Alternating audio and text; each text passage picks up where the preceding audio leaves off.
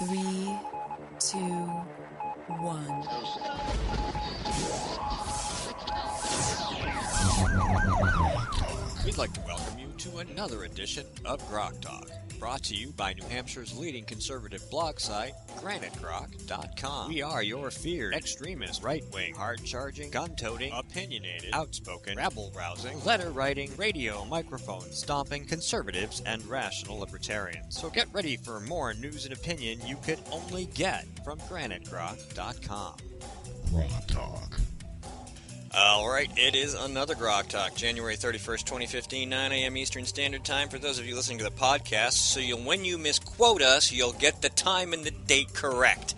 Welcome to Grok Talk, brought to you by GraniteGrok.com and the Coalition of New Hampshire Taxpayers here in lovely, freezing cold Concord, New Hampshire, where it is minus 21 with the wind chill, and we'll have some fun with that later. We have a room full of people, which is great. Mike couldn't join us today. He's not only stuck in New York, he can't call us, so that's unfortunate for him, but we have Scott Wilson coming on the program from the Connecticut Citizens Defense League, and around the 10 o'clock hour, he's going to talk to us about the Sandy Hook Commission Report Part 2, which is a bloody disaster for the gun rights.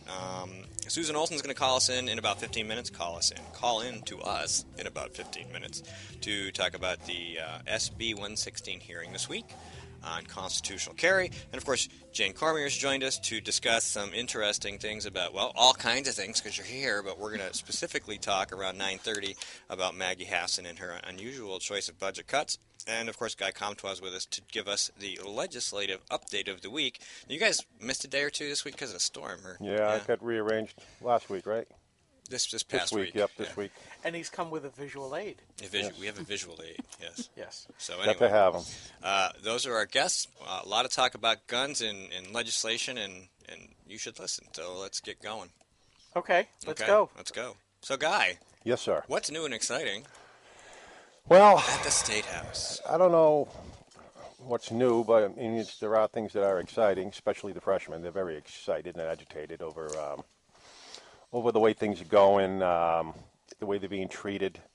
This isn't high school, and they use the term freshman, but it's just a.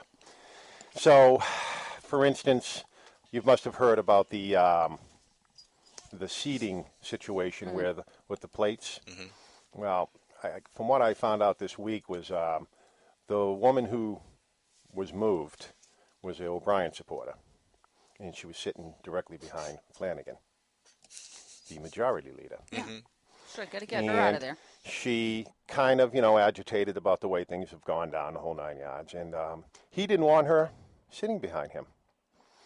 So they lied to her, first off saying it's done all the time, moving people around, which is not done. No, in fact, in 2012, Republicans sat with Republicans, Democrats with Democrats, and there was a Republican in front of me, 2 seats to the right.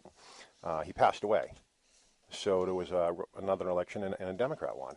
And the Democrat was sitting right in with us. Mm-hmm. Very, very disruptive, swearing. And, in fact, he got ticked off one time, and he come out of the aisle, and he actually kept kicking Mary Linda Garcia's legs. Oh, my. So he'd get out, okay? And we couldn't get him moved. We could not get him moved to over with the Democrats and swap out with, somebody, a Republican closer to the Democrats, because they just don't do it. That's what they told us. Right. So now all of a sudden here's somebody who Flanagan doesn't deem to be, in his egotistical social disorder. Very, yeah. And so she wouldn't hand the plates in. So he told her that if you don't hand the plates in, I'm sending cops over there to arrest you and take the plates. Oh, my goodness. Wow. Okay. I haven't heard about this. This is amazing. And this is what I was told this week it's by Grand somebody Moff on the freshman Flanagan. caucus. He's sending the stormtroopers. So, you see that a lot when you saw it when you were up there, right? You look around and go, geez, no wonder. This is where all these little would-be dictators come from. You know what I mean? They end up here, and that pesky little thing called the Constitution is in the way. This is a blog. We gotta get this blogged. You know something? Yeah, we actually do need to put that. And like I said, I was talking to somebody on the freshman caucus, and he told me how it went down behind the scenes. Amazing. And another thing that happened too is that there was a bill That's What why was he's the bill here. for? Oh, to have inspections every 2 years. Correct. I saw that one. That Okay. one isn't even in the Auto, news. So. auto Okay. inspection, Auto right? inspection. And he was informed, one of the sponsors was informed when he went into the Speaker's office, by the way, your bill's dead on arrival. We won't Really? come out against it, but it's dead on arrival. So the hearing comes along for the bill, and who comes in? Flanagan. Marks down, opposes it, and writes majority office. So exactly what they said they would not do, they go and do. And so this starts going around. The freshman, you come in as a freshman. I don't care. I hope you come in as a freshman, and you think that maybe there's a possibility you can change something. You'll kind of learn after a while that those possibilities are very, very slim. Well, but they are there. And so now they're all hyper and ready to go. They're putting their lives on hold. This is a financial hardship for a lot of people. The family takes a hit, everything. And they get in there and they're just being stymied. And a lot of, some of them talk that, resigning thing. I'm like, you can't resign. You are a sovereign, independent representative sent here by the town, district, whatever. Those are the bosses. These are referees. Referees don't get to make rules. Referees just keep things under control a little bit. It's pretty much what it is. They do make rules, though, when we don't stand up loud enough to say you do not get to make rules, and that's what they're drunk on power. They feel that they do get to make the rules. Right. And if we allow them, if you allow the referee to make the rules, you can. But freshmen get up there. Resigning is not a way to do anything really. It is. I mean, we've talked. Yeah. What am I doing here?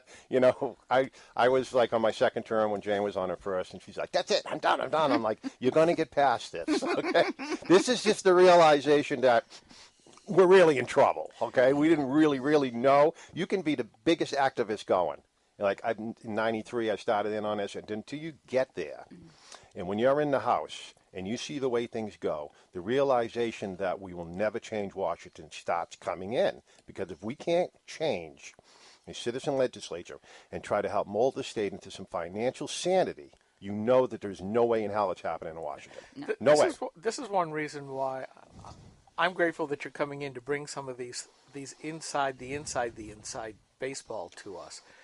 For a lot of people, they think things operate in an orderly way. Things are open and transparent.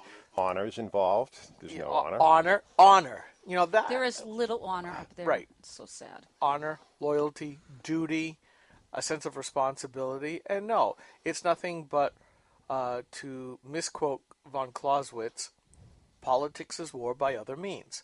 And it happens no matter where you go. And the problem is, until you start shining big flashlights on this kind of stuff, which I'd like to think that we're part of the flashlight brigade, then it's going to stay the way it is. So we need all of you freshmen, your freshman associates, to come to us and tell us what they're thinking. For you, who's a little bit further into it, when you hear about this stuff, bring it to us. And get your friends to do the same thing. I'm trying. We'll embarrass them. I'm trying. No, I mean, because that's the only way that we on the outside can help you. They guys. embarrass themselves, but they don't care. Yeah, right? They Because need there's no. But there's thousands of activists who need to know, because they will start rattling the trees and bushes, and people will start making emails and phone calls and all kinds of things. And you guys know what that's like. I mean, if you got people bugging you 24/7 because you did some asshat maneuver, whoever you are, that little bit of time that you have left just vanishes.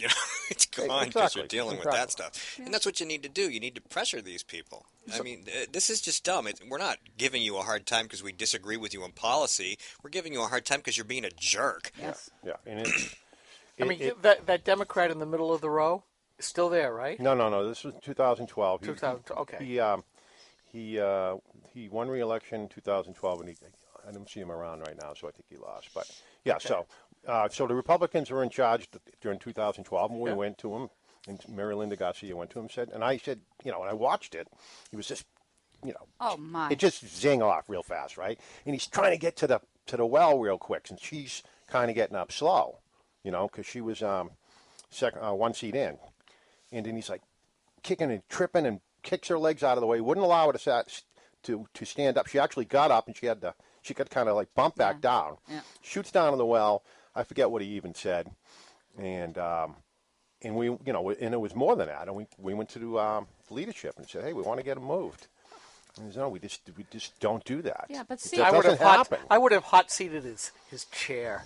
Oh, I would have embarrassed them. You know what out of him. Happens now. You know who he is too. Yeah, I'm sure I do. But the irony is O'Brien. I'm sure O'Brien, right, was the speaker, right? So he takes the hit for being such a, he's a crazy right winger, right? And yet, even with a Democrat in the midst of a sea of Republicans, right? He's going to do the right thing, and that guy's got to stay there because that's the way it's got to go. That's what we need. We need people that say, this is what the law says, this is what the rules say, and you do not get to tweak just because you have some push to do so. And that's what they hate the most. I don't know about you, but that was the thing that disgusted me the most, was the ones that believed, whether it was high-ranking Senate members or high-ranking, in the House, this non-spoken thing. Flanagan has it in spades, Jasper has it in spades, that somehow they're more important, that what they believe is what really should be. And you know what? You can talk till the cows come home. They hear nothing. Yeah. They hear nothing but their own voice. There's a lot of things, like for instance, when Bill O'Brien was Speaker, you get to park right behind the Legislative Office Building, quick little jaunt in, right? Well, his car's down at the parking garage with us. So I never really knew why. Well, Pangelakis, the Democrat from Portsmouth, real anti-gun. She's the one that was I don't care what your constitutional rights say. Yeah, right, yeah. She's the one. Oh, the one with the license plate readers. I think that was she that. Could have been. It's tough to keep track, but yeah. But whatever. He gives her his Speaker's parking spot.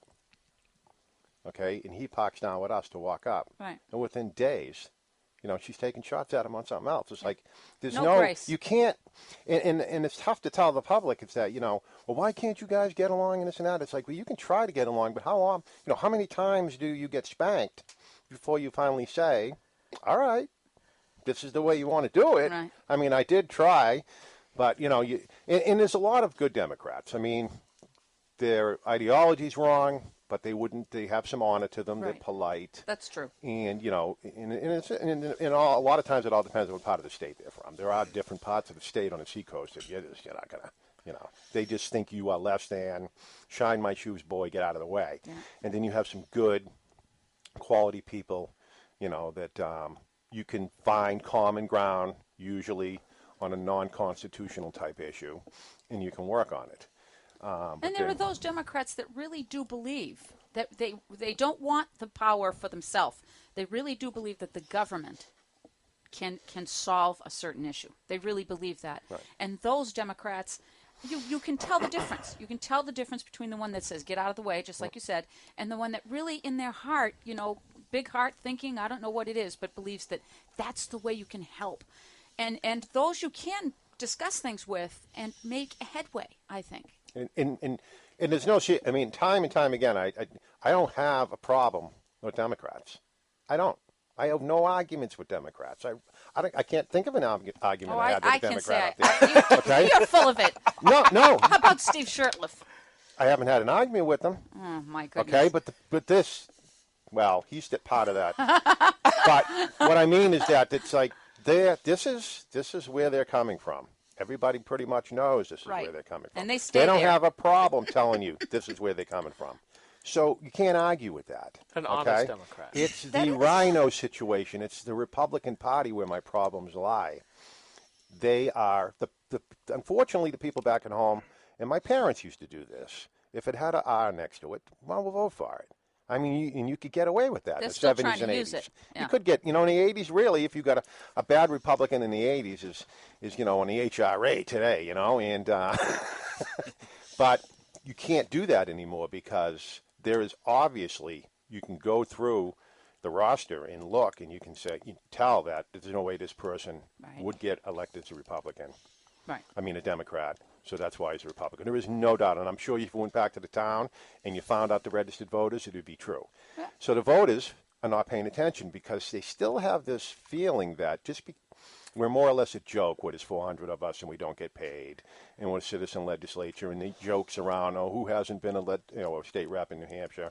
And they kind of, they just kind of really don't take you seriously. They take the governor seriously, maybe the Senate, and you try to explain to them, it's like, yeah, I'm getting $100 a year, and the dude in New York's probably getting $90,000 a year, but we both introduce legislation that can hurt you or help you, and we both help make law. Forget about the pay. Forget about the fact there's 400 of us. The fact of the matter is these people can hurt you, and they do. Look at the, look at the downshifting. Why are people not enraged over the fact that, okay, the governor and some of these agencies overspent, just spent everything. We're going to talk about that at 9:30. Okay, and then all of a sudden now, without legislative approval, they shove everything down to the counties. So it's like, well, look at what we're doing. We're helping balance the budget, and we're getting ourselves out of an economic crisis. You pick up the tab, balance budget. Yeah. All so right, now here down to the counties where Belknap's got to come up on 180 to 200,000. All right, we can cover that at 9:30. I got to get off the air here for a minute, so Skip can call Susan so we can bring her in for the next segment. Stay tuned. We will be right back. This is the Coalition of New Hampshire Taxpayers. We're located at 8 North Main in Concord, New Hampshire. This is the repository for all things conservative and municipal. So if you have a problem in your town, your school, your budget committee, the right to know law, and now at the top of our list is voter fraud. You have a tip for us, some information for us, you want to join or help us out, cnht.org.